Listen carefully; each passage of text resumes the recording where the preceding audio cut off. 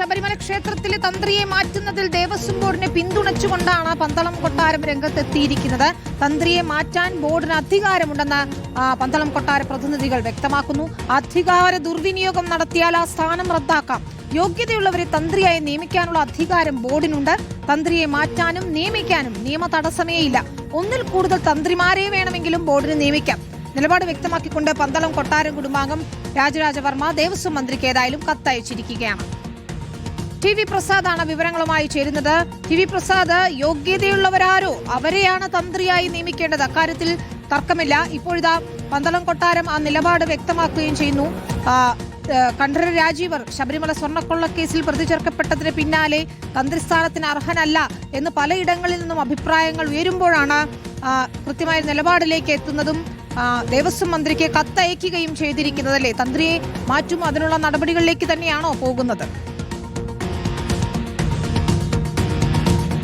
വിനീത, ഒരു സുപ്രധാനമായ ഘട്ടത്തിലൂടെയാണ് കടന്നു പോകുന്നത് എന്നുള്ളതാണ് പ്രധാനപ്പെട്ട കാര്യം. നമുക്കറിയാവുന്നതുപോലെ ശബരിമലയിൽ അയ്യപ്പൻ കഴിഞ്ഞാൽ ഏറ്റവും കൂടുതൽ ഭക്തർ വളരെ അനുഗ്രഹം വാങ്ങിക്കാൻ ആഗ്രഹിക്കുന്ന ഒരാളെന്ന് പറയുന്നത് ശബരിമലയിലെ തന്ത്രി തന്നെയാണ്. പക്ഷേ സമീപകാലത്ത് ഉയർന്നു വന്ന വിവാദങ്ങൾ ശബരിമല സ്വർണ്ണക്കൊള്ളയിൽ പേര് പ്രതിപാദിക്കുന്നു. അതിന് പിന്നാലെ പ്രത്യേക അന്വേഷണ സംഘം ശബരിമല തന്ത്രി കണ്ഠര രാജീവരെ അറസ്റ്റ് ചെയ്യുന്നു, ജയിലിൽ കിടക്കുന്നു. അങ്ങനെയെല്ലാമുള്ള സാഹചര്യം നിലനിൽക്കെയാണ് ഇങ്ങനെ ഒരു വിഷയം ഉയർന്നു വരുന്നത് എന്നുള്ളതാണ്. നിലവിലുള്ള തന്ത്രിയെ മാറ്റാനുള്ള നീക്കം നേരത്തെ തന്നെ ദേവസ്വം ബോർഡിന്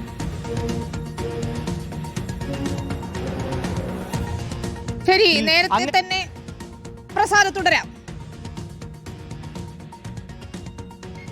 വിശ്വാസികളുടെ ഇടയിൽ തന്നെ അതിൽ അഭിപ്രായ വ്യത്യാസമുണ്ടാകുന്നു. പ്രത്യേകിച്ച് സംഘപരിവാരങ്ങളുമായി ബന്ധപ്പെട്ട സംവിധാനത്തിൽ തന്നെ തന്ത്രിയെ മാറ്റുന്നതിൽ കുഴപ്പമില്ല എന്നൊരു അഭിപ്രായം രൂപപ്പെടുന്നു എന്നുള്ളതാണ്. നമുക്കറിയാം, ശബരിമലയുമായി ബന്ധപ്പെട്ട് ഏറ്റവും കൂടുതൽ ആളുകൾ ശ്രദ്ധിക്കുന്നത് പന്തളം കൊട്ടാരത്തിൻ്റെ വാക്കാണ്. അതേ പന്തളം കൊട്ടാരം തന്നെ പറയുന്നത് തന്ത്രിയെ മാറ്റുന്നതിൽ തെറ്റില്ല എന്നുള്ളത് തന്നെയാണ്. നമുക്ക് നേരത്തെ ഓർമ്മയുണ്ട് വിനീത, കണ്ഠരർ മോഹനരുമായി ബന്ധപ്പെട്ട വിവാദങ്ങൾ, ശോഭാ ജോണുമായി ബന്ധപ്പെട്ട വിവാദങ്ങൾ.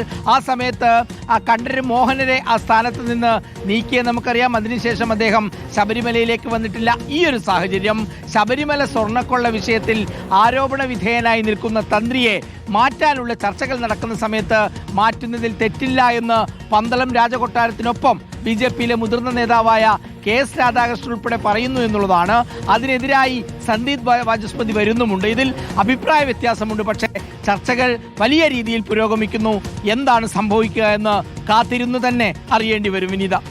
ശരി, ടി വി പ്രസാദാണ് വിശദാംശങ്ങൾ നൽകിയത്. ഏതായാലും തന്ത്രിയെ മാറ്റണോ എന്നുള്ള ചർച്ചകൾ നടക്കുന്ന ഒരു നിർണായക ഘട്ടം എന്ന് തന്നെ പറയണം. ശബരിമല സ്വർണ്ണക്കൊള്ള കേസിൽ തന്ത്രി കണ്ഠര രാജീവർ പ്രതി ചേർക്കപ്പെട്ടതിന് ശേഷം ഉണ്ടായ സംഭവ വികാസങ്ങൾ ഓരോന്നും ചർച്ചയാകുന്നു എന്നതാണ്.